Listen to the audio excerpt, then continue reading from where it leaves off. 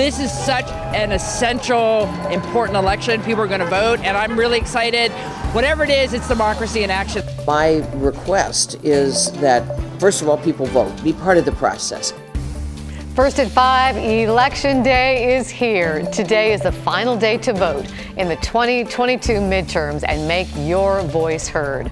From Oregon to Washington and across the country, the future and direction of the U.S. will be decided in part by what happens in this election.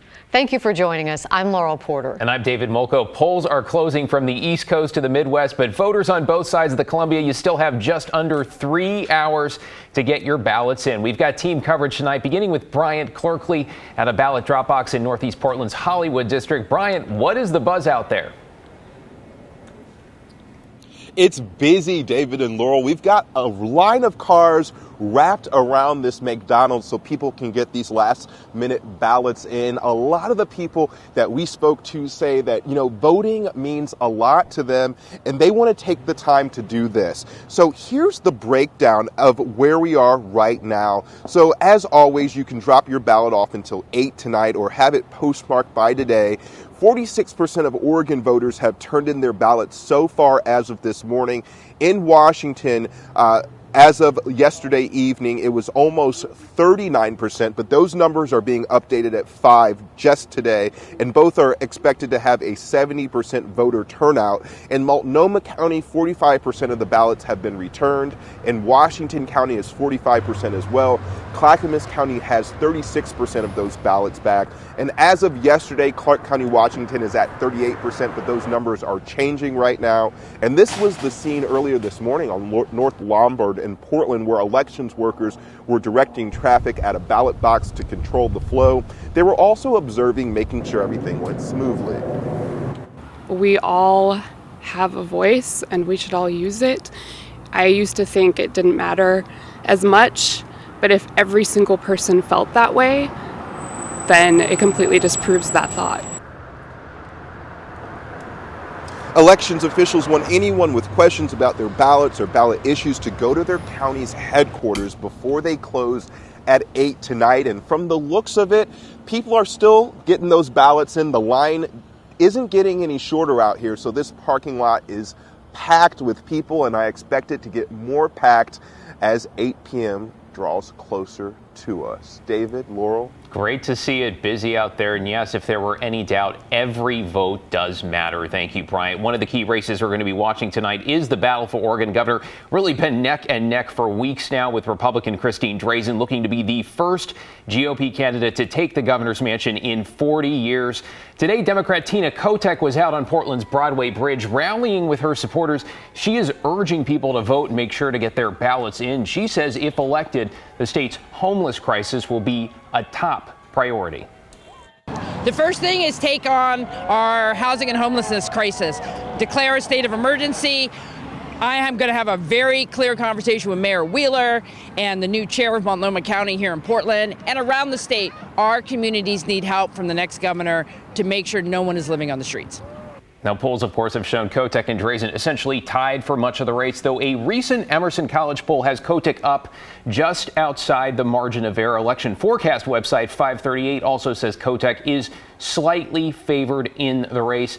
Now, unaffiliated candidate Betsy Johnson a distant third, polling in the single digits, though at the end of the day, what the candidates and our political analysts tell us is that it all comes down to turnout. And that means all three candidates will be watching those results so closely, and so will we, right? With some of those big counties releasing them more often than others over the course of this evening. Let's bring in Mike Benner. Mike, Clackamas County plans to post results just twice tonight? Yeah, that's right, Laurel, only twice, and their third report won't drop until tomorrow night. And for comparison, neighboring counties will have reported results 3 times by the end of tonight.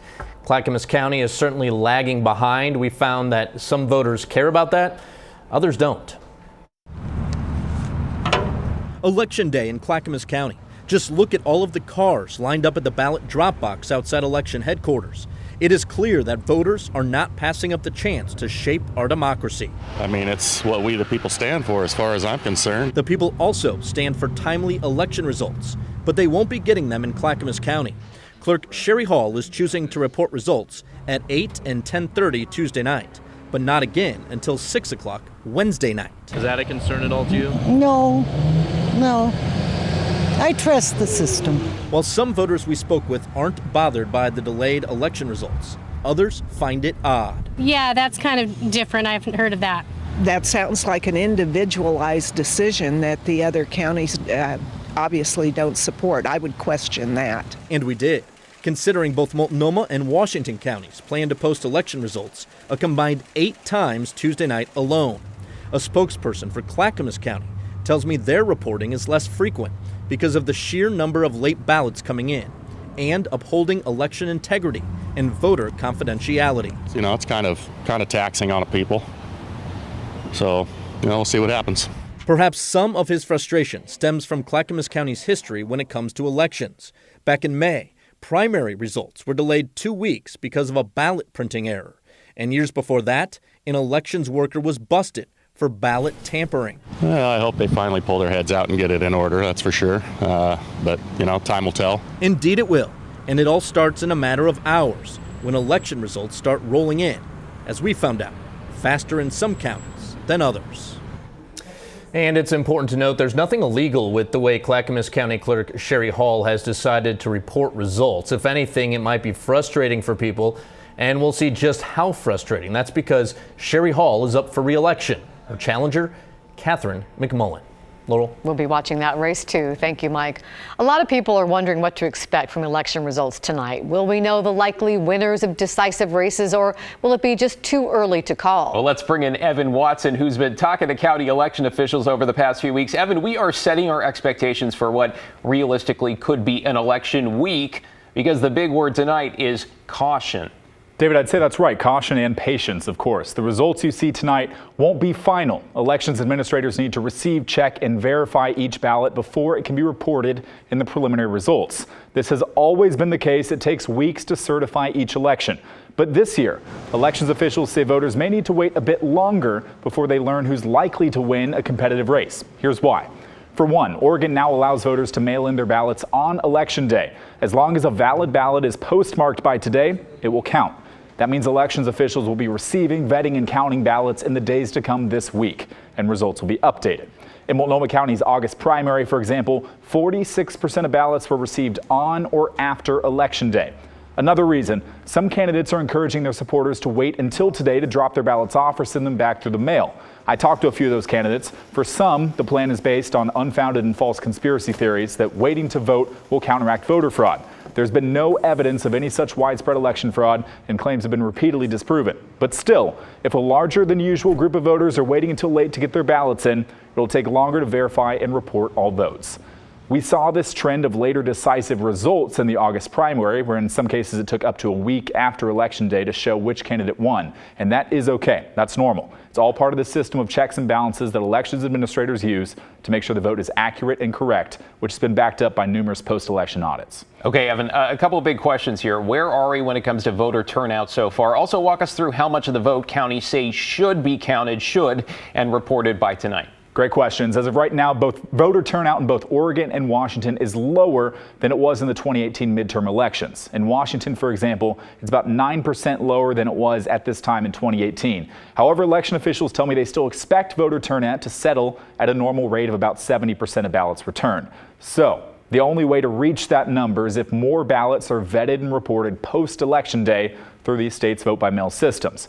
And lastly, counties update their results at different times, like we heard from Mike Benner just moments ago. Some will update multiple times, others just once. So take time, be patient. Decisive results don't arrive in a day. We'll keep you informed with each update. We certainly will, whether it is hours, days, or perhaps even longer. Thank you, Evan.